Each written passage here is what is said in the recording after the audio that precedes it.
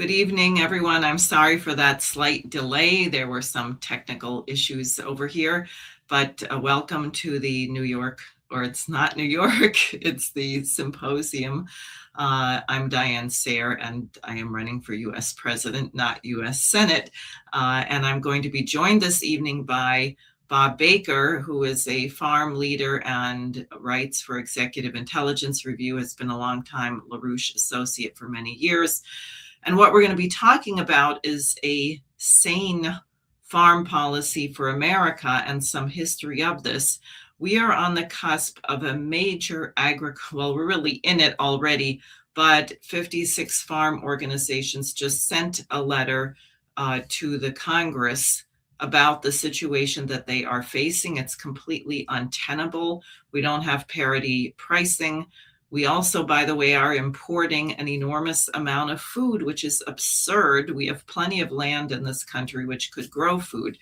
Otherwise, just by way of the strategic situation, as many of you saw, I held a press conference yesterday with Scott Ritter. He was the first weapons inspector on the ground in Votkinsk in the Soviet Union in 1988 after the 1987 signing of the INF Treaty.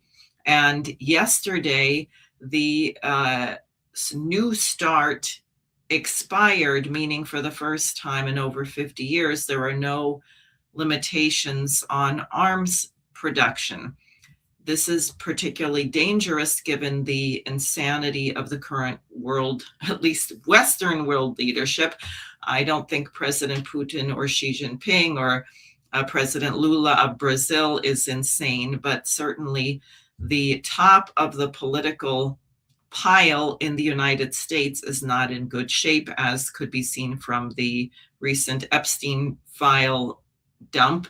Certainly not in the UK, and certainly we're going to be looking into more the connection of the British royals to this whole apparatus, something that they've been quite silent about. But before I go any further, let me bring in Bob Baker. Hi, Bob. Welcome. Hello. Glad to be here. I do have your slides, by the way. I don't know what order you want them in. I have the order, but okay. Yeah, so just we'll pull them up when you need them, and if it's not the right slide, you can tell me to go to something else. Yeah, sure. Well, here's the thing. I'll just jump right in here because anybody who's connected to agriculture and the family farm know that we're in big trouble.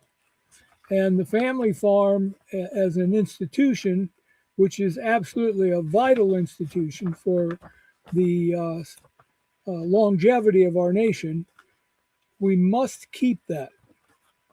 And in my discussion tonight, I want to emphasize that we need to be focused on a program for 1 million new family farms. Now, that sounds like a lot of farms. And, you know, there's to get that done, we have to get a lot of people in the urban areas to support that kind of an idea. But if we don't get that done and we don't set up the instruments and the technology and make the types of infrastructure arrangements we need to do it, then what we're going to have is very few farms, and they're going to be in the control, directly or indirectly, of massive international global corporate structures. And if you spend any time at all listening to the World Economic Forum discussion regarding food, you might have picked up that they'd like to see the population reduce in the world in many areas. And of course, when you analyze the whole net effect of the ag policy that we've had, you can see we are moving in a directionality that will not support the population that we're going to have.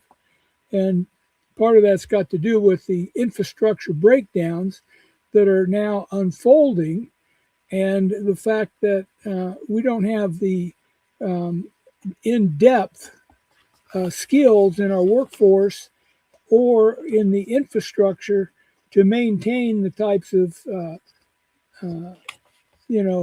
transportation grid, all the manufacturing, and even the financial speed at which we need to run things.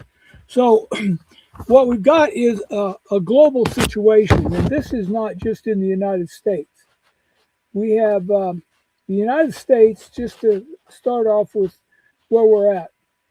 The current, most recent indication is that the USDA says we have about 1.89 million farmers in the United States.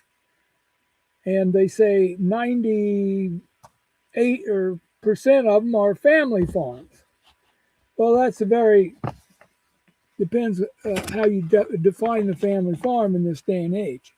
But when you start to analyze that 1.9 million family farms, what you find is that about 10% of those farms are producing about 85% of all the production. And that means, we could get all our farmers in several football fields. And that's not a very good thing when you think about it. But it also means that if that small group of farms and the infrastructure they need to maintain themselves gets in a financial crisis or even weather, different things, the nation is very vulnerable because the food needs to be moving. And I know right now they even talk about millions and millions of head of cattle are sitting in trucks going up and down the highway every day. So the thing that we got to start thinking about is what is the significance of that family farm, that concept, that idea.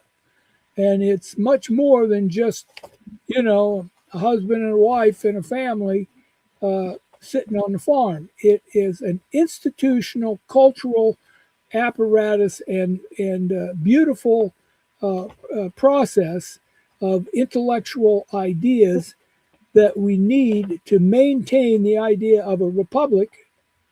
And when we step back and we look at country after country in Europe, in Greece, in the U.S., in South America, all the family farms are being hit very hard. I'll just stop there for a moment, Diane, if you have any comment.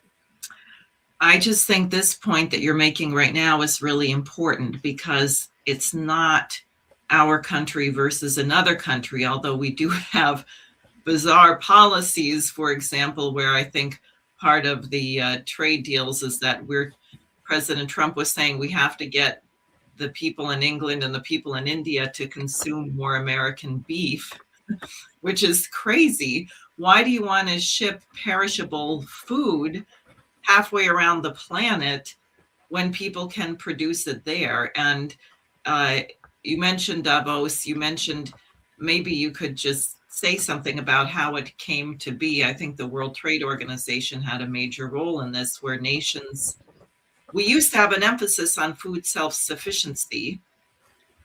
And in fact, there was a whole project for that after FDR. And that was the actual green. What did they call it? The green something or other, but it meant food self-sufficiency. It didn't mean solar panels and windmills. Yeah, they called it the Green Revolution.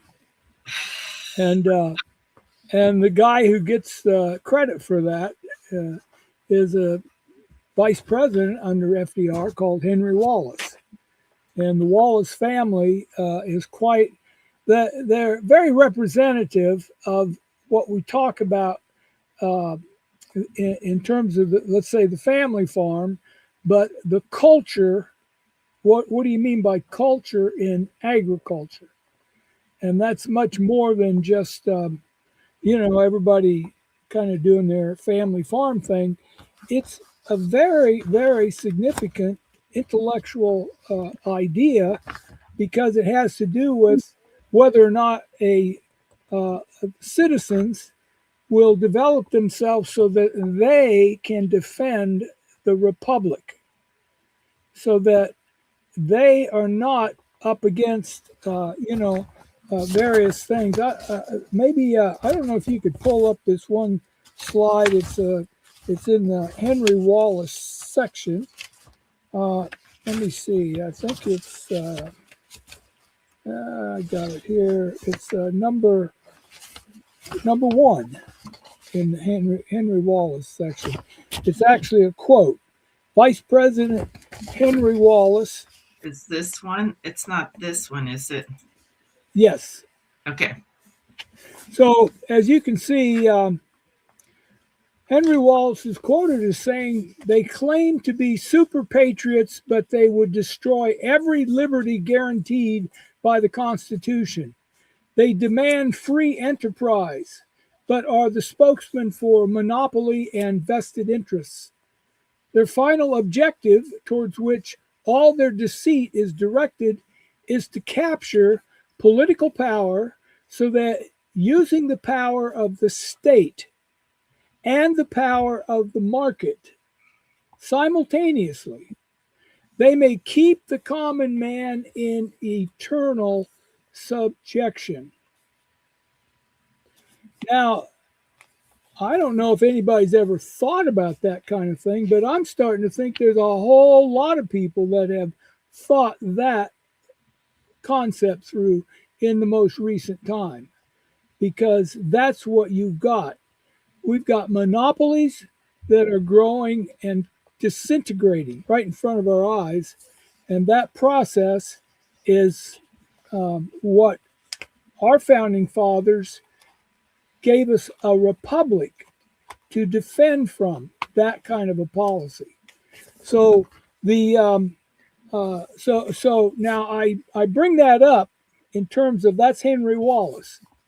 And Henry Wallace, if you Diane, if you can find slide number,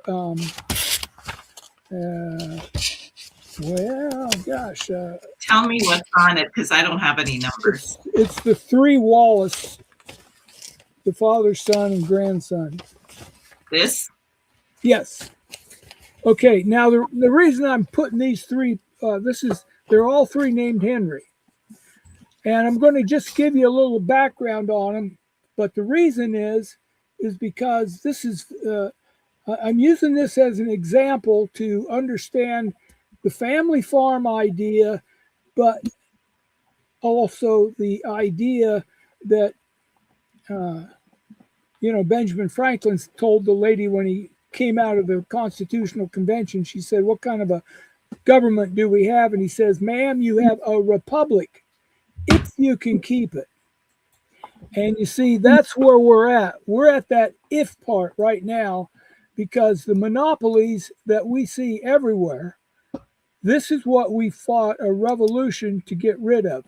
Now I'm going to go through Henry I, the gentleman on the right. And he grew up in Pennsylvania on a farm, became a Presbyterian minister, and in the Civil War, he was General Grant's chaplain. He rode to Appomattox with General Grant. After the Civil War, he went to Iowa and started working at a couple churches and ended up buying a farm and became very, very active in Iowa economics and political, especially around the Iowa State University. He also, his second son, Henry II, the middle, he was the Secretary of Agriculture under Harding, President Harding. And he convinced President Harding to go with a parity pricing structure for agriculture. Unfortunately, President Harding died before he got that put in place. But what the Wallaces did is they brought this kind of discussion into a process in the USDA, the idea of economic development and developing the creativity of the minds of not just the farmers, but everybody in the rural community, so that the rural community became a rock solid cultural base for the whole nation to stand on in terms of a resource for creativity and economics and engineering and production, and in particular food. Now, Henry II in the middle, he and his wife were very, and the whole family, if you read them, had a very high orientation towards helping the community, doing the good. And they worked with helping young kids go to college if they wanted to. And in one case, they went to church one morning, and there was a young black lad, and he was a very good singer. So Mrs. Wallace asked him to join the choir, and they got to know him. And they eventually invited him. He needed a place to stay. He was poor. His parents were slaves. And they invited him to stay at their house. And that's where he did. So he went on to college at Iowa State University in botany. Now, Henry III, the young man, he grew up in that environment. And here he's got a young lad who's going to college. And he says, till the end of his day, that he developed him, they became his best friend. And that young lad studied botany a lot. And he'd come home on the weekdays and he would take young Henry out in the field, and they'd walk around and he'd teach him about the plants and how they grow and the various types of systems that are necessary. And what ended up is young Henry was so moved by that he started raising seed corn in his grandfather's garden in Des Moines, Iowa, in the background, big garden.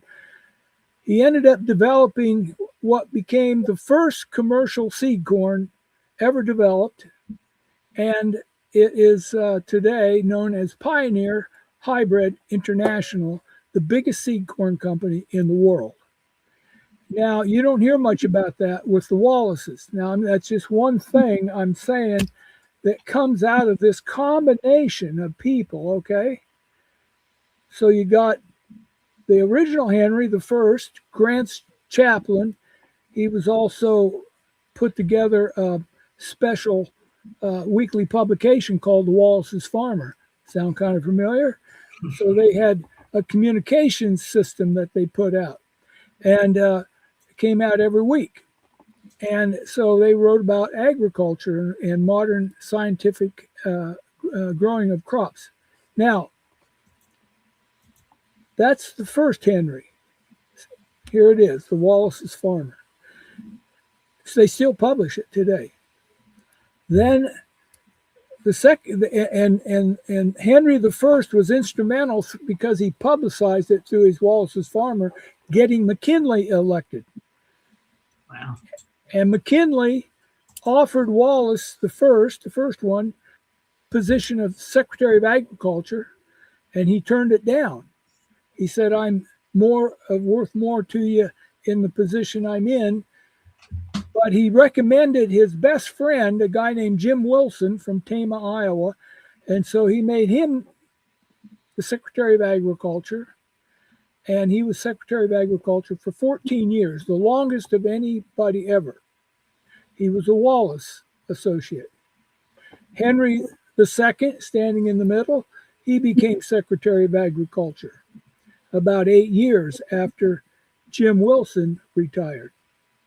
And about 8 years after Henry II was no longer Secretary of Agriculture, FDR became president and asked Henry III to be the Secretary of Agriculture. And to this day, Henry III is known as the greatest administrator the USDA ever had. He set up the Soil Conservation Service, Extension Service, all kinds of programs. They measured and mapped out every acre of farmland in the nation. Massive project. And not only mapped it out, but went through on each acre and showed where all the different soil types were on that soil. Now, the reason I'm saying these things is to give people some sense. When Diane is running for office, Jose is running for office. We've got a history of organizing for over 50 years to have these kind of discussions and policy. But what you have is manifesting, and that's why I'm using the Wallaces as an example. They took their citizenship very serious, and they conveyed that to other people. They wrote a lot. They wrote magazines, and they organized, and they went and talked to people. And so, and not just, about nothing. They were talking about the highest levels of science, plant growth, agriculture, machinery, tractors, whatever it was. But the idea is to do it in such a way that the farmer could stay in business and develop a whole family, a next generation who would be economically at a much higher level and also intellectually at a much higher level. And in that process, that's where they developed the whole science behind what is now called parity prices for agricultural products. And parity price means a price that the farmer can get so he can pay back what it costs to buy the inputs to produce the food and make a living also. But you see, what we've got today is we've got exactly what we fought a revolution to get rid of. It's called the marketplace. And the marketplace is beat into us from every college in the country. But the thing that we should be focused on is how do we keep the people in a decent standard of living and intellectually inspired at the same time. Bob, yes. Would you care to tell us who was the young man who took Henry Wallace under his wing? Well, there's a picture there of a young guy just standing. You maybe you see that. He's a young guy, but I don't know. I have two. Yeah, right there. That's him. Now that's the young black lad that the Wallaces brought into their house, and he lived there just like a brother, like a son. And then later he grew up and graduated, and he worked and chored. He helped different people do all kinds of stuff. But when he graduated, he was offered a job to go to a place called Tuskegee Institute. And he went down there and became one of the most famous botanists and plant scientists in the world. And his name was George Washington Carver. And he discovered everything about the peanut. That's right. He actually did, I think, over 110 different things with the peanut. And but he was all, if you read anything about George Washington Carver, what jumps out is just what a gentle, beautiful person he was, always trying to help other people. And of course, that is the orientation that we should have with the economic policy that we're talking about. That should be the orientation of why farmers should work together to reestablish the American system agricultural policy, the idea that, you could, with parity-oriented prices, you can support your family and not feel like you got to compete with the biggest monopolies halfway around the world. So I go ahead. since you brought up Carver, George Washington Carver, as you know, and I think you and your wife also had spent some time in Tuskegee with the legendary civil rights movement heroine Amelia Boynton Robinson, who was a very dear friend of Lyndon and Helga LaRouche and passed away a few years ago. But of course, she knew Carver, and we met a wonderful history teacher there named Woodson, Professor Woodson, who also was a student at Tuskegee when Carver was walking the campus, was a professor there. And Professor Woodson always told us how disappointed that Carver was that he was not becoming a scientist. Nah. When he said that he would come up to him and say, and he had a very high voice, and he'd say, "Young man, what are you studying?" And he would say, Professor Woodson would say, "History." And then Carver would say, "History? History? Well, I guess maybe you'll make something of yourself." It was very. And he also told us about an assembly at Tuskegee that Carver called everyone together and said to the students, which other people have heard, but it just was so striking to hear it, that God gave y'all one mouth and two ears. You're supposed to listen more than you talk. That's right. That's right. That's exactly right. Well, it's interesting because Marsha, my wife, found out that his secretary, who was a guy, drove him around a lot. That whenever they went on a trip, that he always sang this song, and he always sang the same song. I actually think it'd be a good street song if we worked it up a little bit, but and it was called "Done Done." You can just Google it up, and it, I don't want to destroy it, but it goes, "Oh, I done done. Oh, I done done. Oh, I done done. I done done what you told me to do." Then he goes on and says all the things that God told him to do. Okay, now moving into this discussion, you might see we've sort of walked through a lot of different things. And you notice tremendous science connected to it all.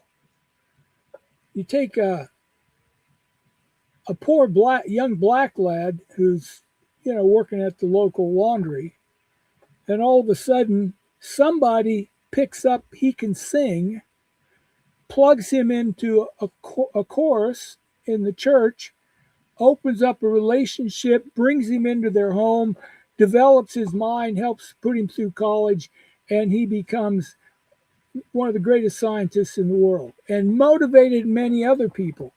That's what we're doing. That is what we're doing. And then you see the Wallace family. They in the USDA. I mean, my God, Henry Wallace for 8 years, the third one. I mean, agriculture. It was in the Depression, and he, because of his knowledge, helped organize and brought into play the machinery necessary to put in parity prices. And it was a fight and a half, but they did it, and it worked. And they stabilized. They said, FDR announced no farm foreclosures. Anybody going to get foreclosed, call the White House, we'll stop it. The point is we're going to do, and they refinanced all the farmers in 1 year without a computer. And see, that's indicates the power of government if it's working for the people. And that's why, and so Wallace with the Soil Conservation Service and the put in terraces and ponds and just put people to work all over the place. And that's what we're going to do with the policy that, Diane's talking about. That's what we can do with a new credit bank, reorient the credit so that the credit becomes something usable rather than just debt by speculators that makes nothing. And but you see, this is what we're seeing now. When you look at the farmers protesting in Europe, it's big. You look at the farmers protesting in Mexico and South America, it's big. These are farmers in Europe. And there's just thousands of European farmers rallied around in Strasbourg, France, at the European Parliament building, insisting that this European Union and Mercosur deal be scrapped. And what deal? Oh, the Mercosur deal. yeah, What is that deal? that is like, well, here in the United States, people have heard of NAFTA, the North American Free Trade Agreement. That was the joint agreement with Canada, the US, and Mexico to make it easier for people to buy and sell commodities across the borders. But what it really did, it saddled everybody up to the pricing structure that gets dictated out of Wall Street and the Chicago Mercantile Exchange. Now, this one is a similar type arrangement between farmers in South America, Mercosur, and farmers in the European Union. And so now all of a sudden, everybody's going to be competing against the people that can produce everything the cheapest. And, having cheap things is not necessarily the best way to have your economy function, because the nice thing that they've proven scientifically with parity pricing is for every dollar that comes into U.S. agriculture, and they've done studies on this, $7 or more go back because of the money turns over multiple times back into the population. So it's one of the most powerful ways to stimulate an economy is through a proper agricultural pricing structure. Now they're protesting because it's going to destroy the farms even more. And that's the purpose of these free trade policies. It's so that you end up, and you saw it since we started them, everybody talks about the globalism, the mega corporations, and what do we got? We got less farmers, we got less everything. So where's all this stuff that was supposed to help everybody out? And see, that's where LaRouche jumped on this right as soon as, they floated the dollar and Nixon pulled the plug on the dollar in 71. And he said, this is going to lead to fascism. He said it's going to lead to monopolies. And it's like that slogan I read to you that Henry Wallace said. It's monopolies, it's fascist. It takes away the sensitivity of the population towards each other, towards humanity, and it replaces it with just a, survival of the fittest attitude. And, if you don't make it, that's just business. That's just good business. Somebody's got to take a hit. Right. I mean, it's so outrageous because they really bludgeoned people. I mean, I'm thinking of some of the poorer countries like Haiti, which were they not either food self-sufficient or close to it after the Green Revolution? But then my understanding is the World Trade Organization or somebody came in and said, no, you need cash crops. You have to produce coffee or coca or whatever, cotton. You should not grow food here. Yeah. You should import your food. And they really created a mess. Also, if you could say something about these big mega farms, because it seems to me that there's a great danger, similar to when Monsanto gets a patent on a particular seed. If you have all your livestock in one place and you get a disease, God forbid, or something else, it seems like the whole thing could get wiped out. Yeah. And we don't, I mean, part of the reason to grow your food locally is that it's fresh, it's diverse, it's, but please, why don't you say something about that? Yeah. Well, you see, and you hear it in the news. You hear about John Deere and the big machinery companies. So, they're thinking about going to Mexico. Because why? Because labor's cheap. Well, it's interesting when you look at what we got today. And again, this is a direct result of this whole globalization process. You have two companies that make 88% of all the tractors in America, the big tractors. Two companies, Case IH and John Deere. And John Deere does 53% of that. In combines, you have two companies that make 90% of all the big combines in the U.S. Two companies. Now, with the tell me, what is the difference between this and communism? Well, so freedom. Well, yeah. Well, see, this the point is people are starting to realize it because, like, you take for instance John Deere, and they're in corn, but they put out contracts.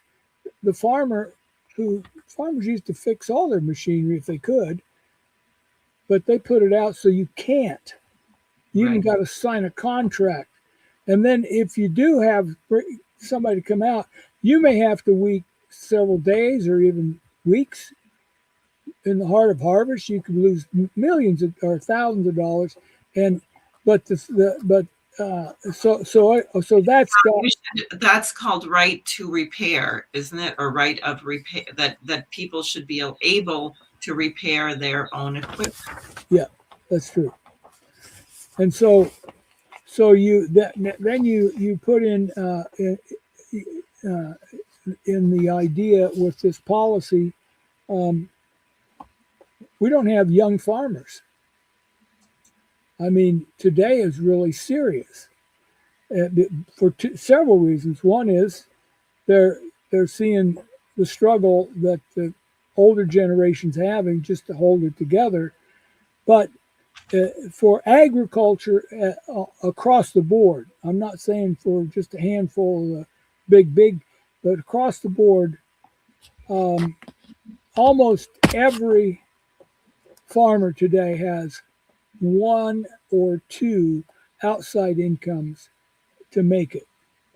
And there's even USDA reports that show even one period, 1917, and I think 4 years before that, the income from agriculture was actually negative, and the income from off-farm income was real high. But then when they'd report it as average farm income, then it looked really good. But the point is this is why we need a discussion about the family farm. The family farm is an institution. It's what is it? You take a piece of land, the land doesn't move. People come on it. They develop a living. It's not just to have a place to raise your family. You develop relationships with neighbors. And a farm business needs supporting carpenters and metal and machinery and mechanics and everything, water, plumbing. So it's just a tremendous diversified business. And, if you want to develop creativity, there's probably not too many places better than to bring up a child on a farm, just because of all the different sciences that you got to work with, weather, seed, biology, animal life, and that kind of thing. But But you see, with the idea we're talking about when we bring up the idea of 1 million new family farms, see, we're folding in all this cultural aspect of what that means because it's important. It's not just to make money. The point is to develop a solid. And I think about you know people that came in from immigrants early. When Lincoln put in the Homestead Act, they came over and they could farm, get 160 acres for buck an acre. But the thing is what did it do? Well, the people that came over, they started building farms. What's a farm? It's a business, but it's a cultural anchor. And then they started building communities and churches and other things. And all of a sudden, you have a whole culture developing there, and you have music, and you have singing, and you have people, a place where people can come together to develop psychologically and mentally, but it's around doing the good. And that's what we're talking about in terms of getting back to a policy. It's going to safeguard the food, safeguard the institutions that are necessary to make it work, and develop a whole institutional base in the rural communities that is rock solid anchor for the rest of the nation to look to and stand on and have food. Exactly. Now, since we're about 3/4 of the way through, perhaps we should say something about what should be done about this. And I think maybe we'll start with this slide that you sent over, because the question of the economy is obviously crucial. There's nothing that you're going to do that will be right about any of this if we don't have a sane economic system, if we don't get rid of the Federal Reserve and have a national bank, if we don't separate the banks according to function by reinstating the Glass-Steagall Act, and then, as you say, American credit system, which is like Hamilton did, you invest in those things that increase man's power over nature, that increase the productivity of your workforce, and you have a science driver, fusion and space exploration. And of course, you probably are well aware that Hamilton had a big debate with the agrarians in the United States. He wrote his Subject of Manufactures in part to address that, because they were saying, well, the wealth comes from the land. Everything comes from the farm. And he was arguing for manufactures. And what became clear in his argument and in reality is that if you invest in manufactures, which means advances in science and machinery, your farms become infinitely more productive. And I think people would find it interesting if you could say something about some of the technology available today. And also, you used to have a term called the space farmer, which I thought was rather delightful. And tell us some of what can now be done with modern technology, which I think can be a great benefit. Well, I like that term called the astronaut farmer. Oh, astronaut farmer. Yeah, because you think about when we were young and we were being told about the inside of a space capsule, and the guy's sitting there, and he's got all these buttons and computerized things, and of course, heck, your little smartphone now will do about 100 times or more than that space capsule could do. But the thing is with the modern technology, and modern farmers, they know this. In their tractor cab, they have so much electronics that connects them to the satellites, and in ways that they can hook up their machinery, and they can monitor all the different processes on a piece of machinery. Let's say a corn planter, and let's say you got a 24-row corn planter, and you can tell how many seeds are coming out of every row that's planting those seeds. and an alarm will go off if it's wrong. But you also have the satellites hooked up to a GPS system that is hooked in to steer the tractor in a straight, perfectly straight line, so that you can actually, the tractor will drive from one end of the field to the other and plant perfectly straight rows and turn around and go back. Now, there's many other things in terms of livestock and the types of things with sophisticated dietary research that have been done, and the types of equipment and various things that uh, increase the productivity and the quality of the meat and the produce and those types of things. So, so this is what we fight for. But when you got a bunch of global corporations that are all being financially run by people who are using scientific breakthroughs as a way to get bigger and to control more and make more money, because the way they're making more money is by having the people, the farmers, make less, or the people buying the food pay more. And you see, that's not the function of the American system. And that's what we're trying to define in terms of getting a credit system where you actually create a situation where the farmers, people get out of debt. You know, it's not. Can you just explain before we wrap up parity? Why parity? How does this work? What's the history of it? I think that would be very useful because, people are paying a lot of money for food right now. Yeah. But it's not going to the farmers. Yeah. Well, they've done a lot of nice research on that. There's a nice little report called A Brief History of Parity Pricing and the Present Day Ramifications of the Abandonment of a Par Economy.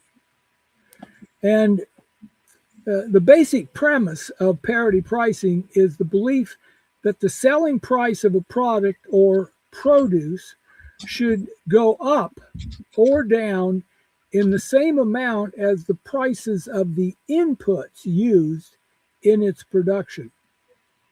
And another way to phrase the idea of parity is the parity price of a particular commodity is the price giving a unit of the commodity a comparable purchasing power to that in the base period.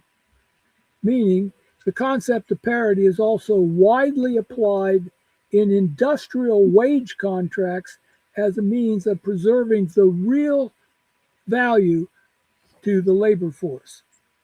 So, what we have now is a situation where, I mean, with the high price of fertilizer and all the tariffs that were put on them, who's paying those tariffs?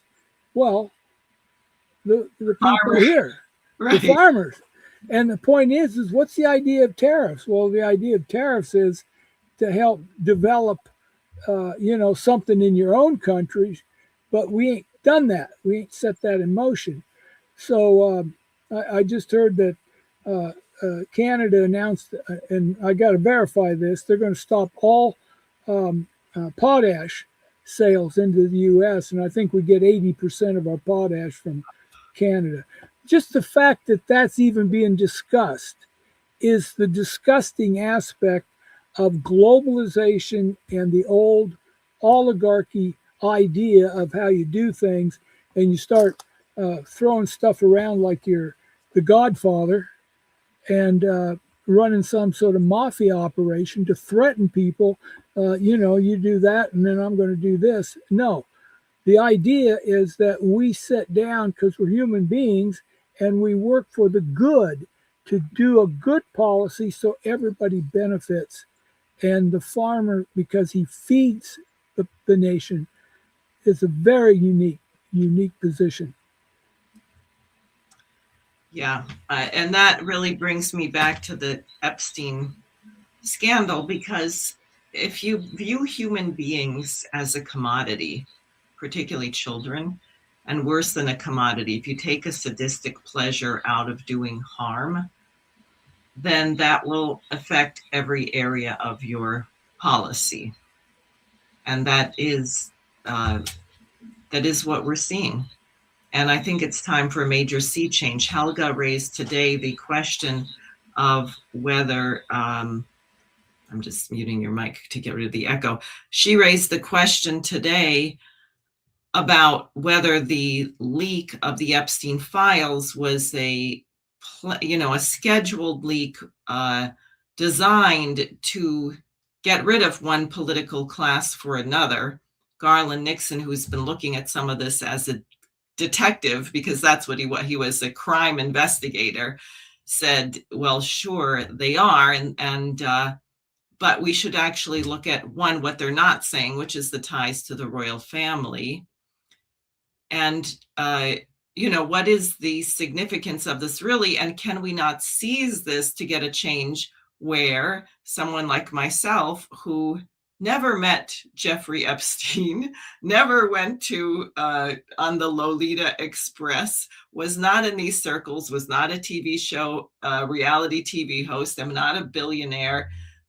Can we get some people like me into office who actually have an interest in changing the policy? I think this is very urgent right now, and I'd like to get your thoughts on all of this mess happening.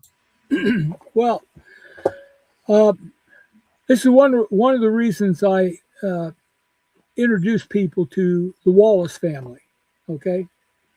Because it's just a unique group of individuals that, I mean, they were up against a lot of stuff because, they were denounced by people because they took stands that, they fought the railroads, they fought the monopolies, they fought all this. But, they also, Henry the First was one of the key guys in the nation to set up the, oh gosh, my mind just slipped, but, where the young kids can go to the gyms and stuff and have fun, YMCA. Uh-huh. And but that kind of thing, and the but this is what LaRouche is always focused on, and Helga is how do you develop this so that people at every age of their development, as they grow up, and even as as long as we're alive, we're getting older. So hey, that's good. But the thing is we get the joy of creativity. And of course, music is a very, very big aspect of that creativity, but it's also in other things. And that's why we should have a society where people can develop skills and they've got certain talents and different things that they can use to help each other out in society. And that's what LaRouche built an organization to teach people these the history of this kind of a battle, and the various aspects of the cultural fight and the science and the different things, because we got a big universe out there, and like what somebody asked Helga, that there's only one universe, and well, the thing is my God. It's just endless what we could do to develop the technology to go out and check things out, but also inside our own world. But the thing is when you've got people freezing to death in New York City in the United States, that tells you how far we went in the wrong direction.